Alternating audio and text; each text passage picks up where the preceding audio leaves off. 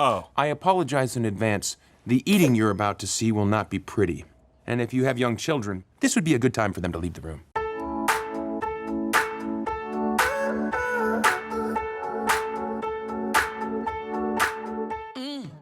The Garfield Movie. It's been many years since we've seen the most famous fat cat on the big screen. Oh, look at this. Watch out now. Watch out for this thing. It could go. And it's very understandable as to why. So do you have any regrets?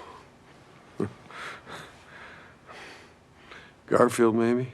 But time has passed, and Garfield is ready to try another shot at the movies. This time, though, with his own fully animated feature film for theaters. I will admit that there is a part of me that is excited to relive my childhood.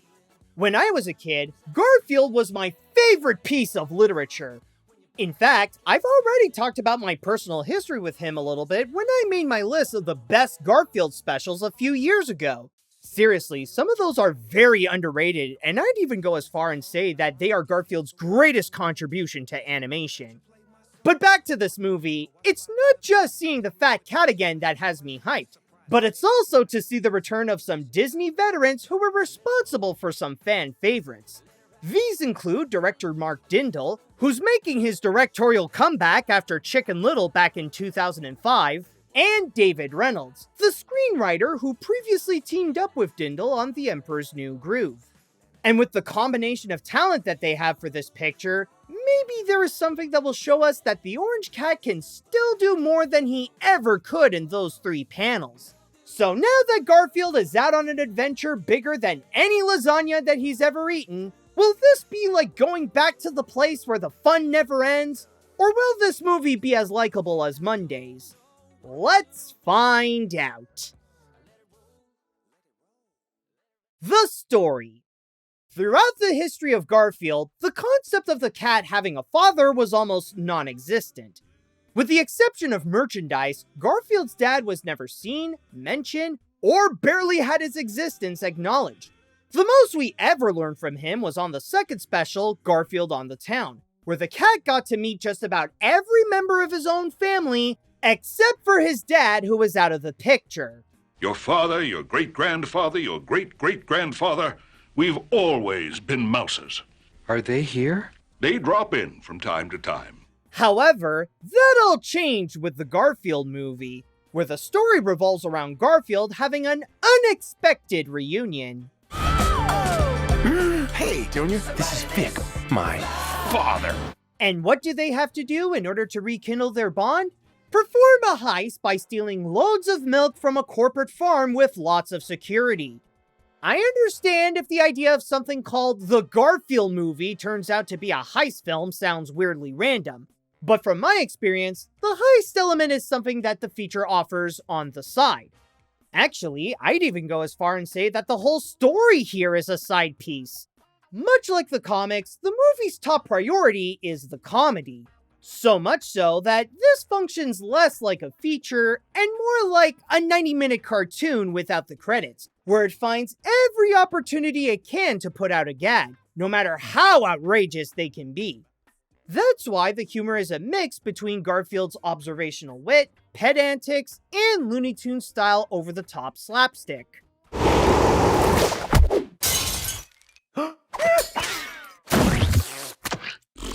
Of course, this is not a bad direction to take the film.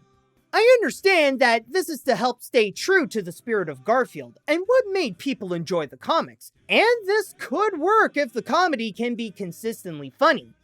However, based on my experience, I wouldn't say that the comedy is great.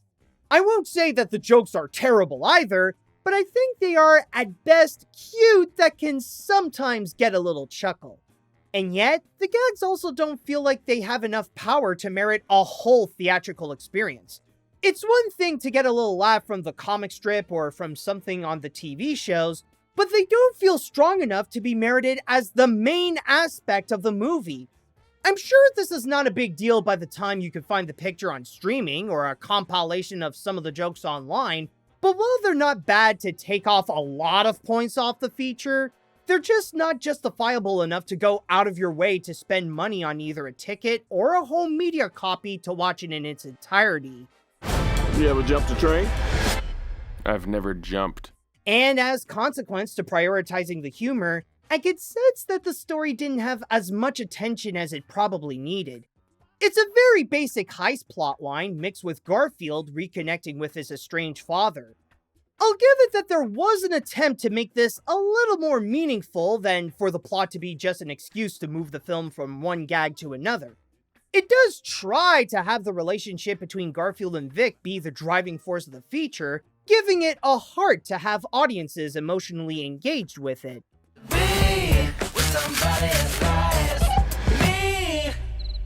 I get the motivation behind it to add some sweetness to the story, but it doesn't do enough to fully grab my attention or make me want to see them be together, largely because the humor is often in the way and give little to no room for any actual character development that would have helped make those moments more impactful.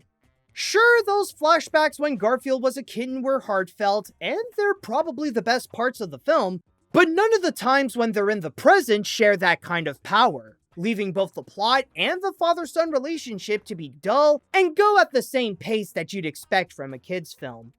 I'll also add that because the movie wants to keep throwing out gags one after another, the storytelling feels like it goes by very quickly. Almost as if it didn't really have any time to fix its own problems to make it feel more than just a feature-length cartoon.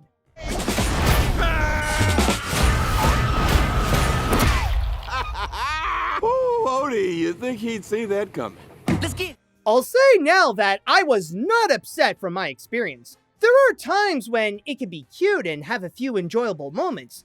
By Garfield standards, it's alright, but as a movie, the way that the story was handled is underwhelming. The animation. As we all know, this is far from the first time we see Garfield in animation. In fact, this is not even Garfield's first time in computer animation. And while the comics designs are not known for seamlessly translating into 3D, the Garfield movie tries to add a new spin to its signature style. One that is more detailed, refined, and technologically enhanced to say that this is the Garfield that is meant for the big screen. And I'll give the movie credit that the animation does look pretty nice. I'd hesitate to say that it's great, but it's certainly an upgrade from... Whoa! Whoa, baby! Trust me, this is the makeover that the CG Garfield needed. However, I do want to get some of my criticisms out of the way for this part because I'll say now that this is not the kind of movie that's meant to amaze audiences with the world building.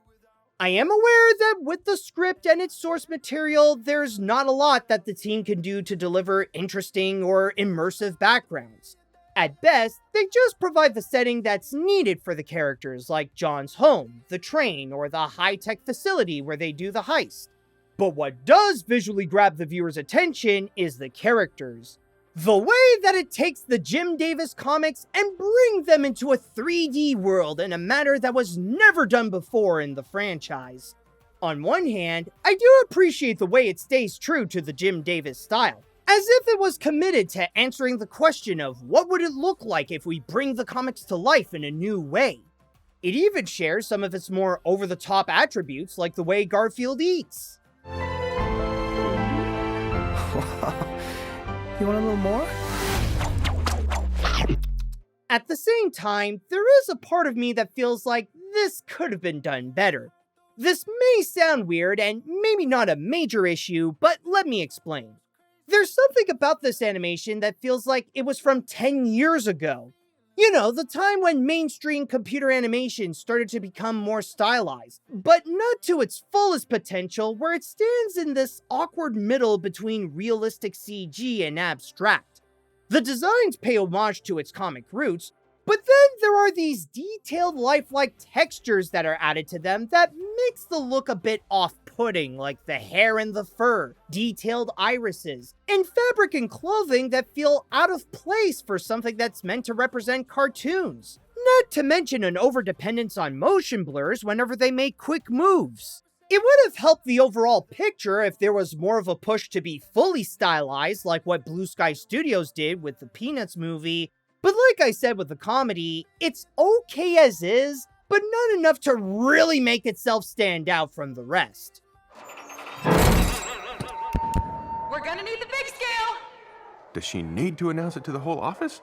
Then again, the Garfield movie does have one little trick up its sleeve to add some extra spice to its animation. One of Mark Dindal's strengths as a director is that he has a strong understanding of cartoon logic. He really gets what makes the shorts of the Looney Tunes and Tex Avery so timeless, and knows how to bring that back to a modern audience. In the Garfield movie, this is noticeable with the character animation. Specifically during the slapstick moments, it's a case where it makes the most out of the principles of animation in order for the comedy to have the best effect. Rather it be throwing the cat around or the henchmen lurking at the heroes in every way they can, the characters are animated in a way that they can have the most fun results. And that's why I find some of the best gags are physical related, or when they completely break logic to the point of becoming self-aware that it's a cartoon. Part of me wants to help him. No, this is how he learns. I wouldn't call this the most impressive animation in recent years. A lot of it feels like the standard that just gets the job done. However, it does try to be a little more fun by playing around with the characters of Garfield in a 3D environment. If nothing else, the animation does try to give the audience a good time. The characters. Of course, one of the movie's biggest selling points is to see the beloved characters from the comics return with some fresh updates, along with some new faces joining the cast. Maybe there are some differences to them compared to how they are in other media, but the film assures that these are the same familiar personalities that we've all come to recognize. Unfortunately, because of how the script was built and its need to prioritize the comedy, the cast doesn't go beyond their basic attributes, and their roles are only limited to being one trope.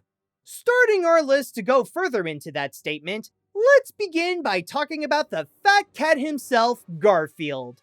It's worth noting that this version of Garfield is a little more selfless, where he actually cares about John and Odie and values family.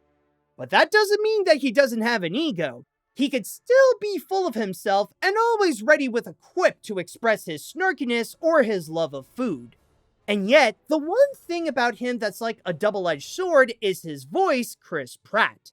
Even if he's no Lorenzo Music or Frank Welker, I'm not opposed to having him play Garfield.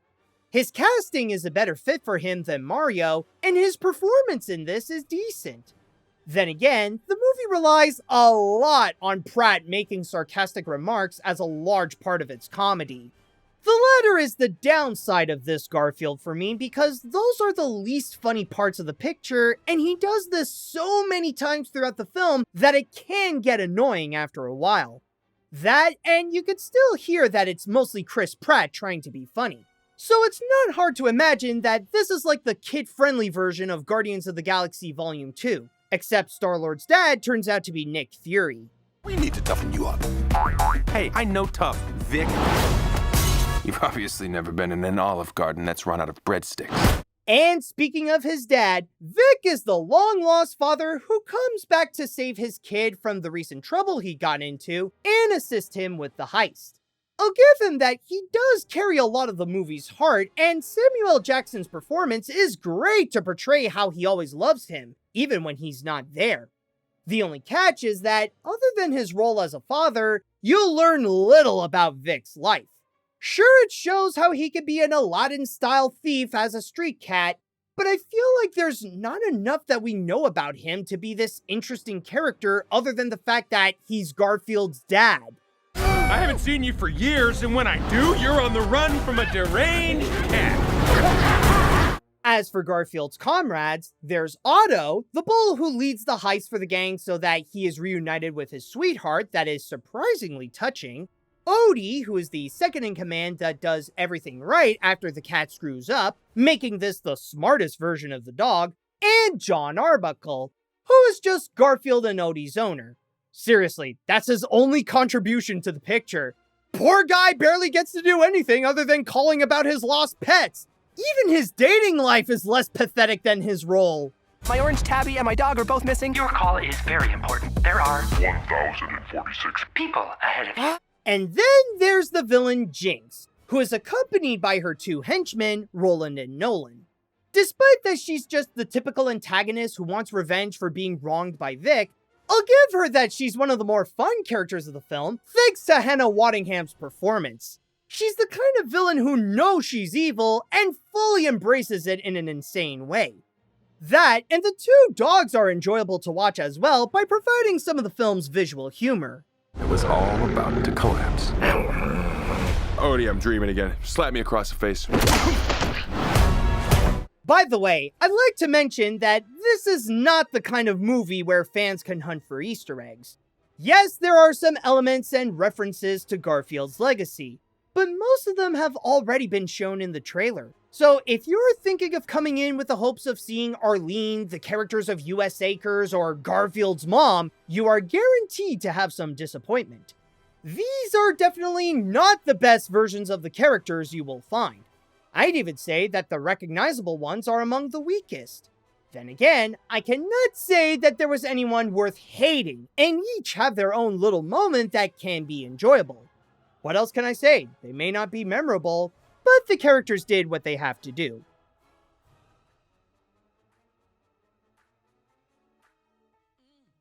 If there's one thing that this succeeded as a Garfield movie, is that this feels exactly like reading the comics. You look at the strip of the day, maybe get a little giggle out of it, and move on to whatever you're doing with a strong chance that you'll quickly forget about what you read. But instead of taking a few seconds to check out some panels, you sit through a whole feature-length film and walk out with the same results. The Garfield movie is, at best, a harmless animated feature that kids can safely have fun with. But at worst, it's a disappointingly generic movie that's as lazy as the famous cat who stars in it. Everything about this film ranges from being decent to forgettably weak. Like, the writing isn't admirable with the subpar story, okay at best comedy, and characters that are basic, but there are some things that take this away from being full-on bad, like the animation is alright, and some performances are enjoyable.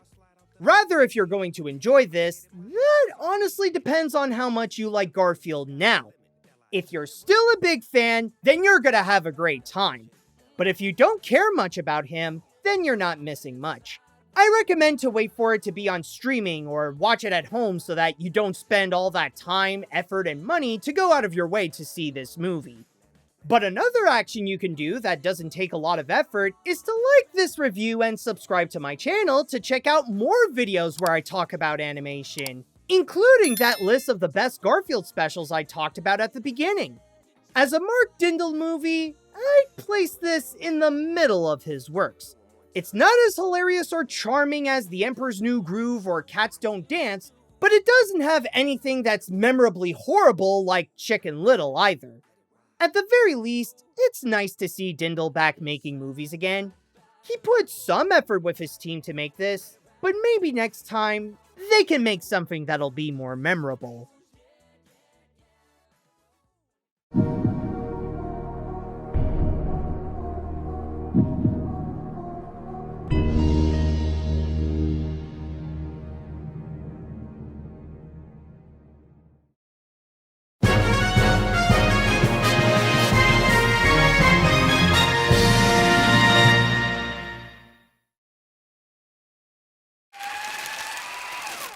And that's why we should go from Sunday to Tuesday.